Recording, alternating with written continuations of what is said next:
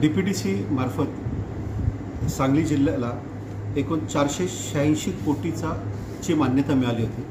या 486 कोटीपैकी यावर्षी आम्ही 31 मार्चपर्यंत 484 कोटीचा निधी वाटप केलेला आहे। तर ती सगळ्या कामांना मंजुरी दिलेली आहे आणि 99.6% एवढा निधी आम्ही यावर्षी वाटप केलेला आहे। हा मला वाटतं की हा अत्यंत एक मोठा उच्चांक आहे। या अंतर्गत आम्ही शालेय शिक्षण विभागासाठी ज्याच्यावर आपला सगळ्यात जास्त फोकस असतो, जवळजवळ 10% निधी आम्ही शाळा दुरुस्ती, नवीन शाळा खोल्या बांधणे आणि त्याचबरोबर CCTV कॅमेरा लावणे यासाठी दिलेला आहे। आरोग्य, बांधकाम, वन विभाग आणि इतर जिल्हा परिषदेच्या इतर विभागांसाठी फार मोठ्या प्रमाणात निधी दिलेला आहे।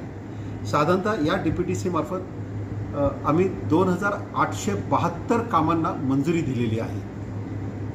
या सगळ्या कामांना प्रशासकीय मान्यता दिलेली आहे।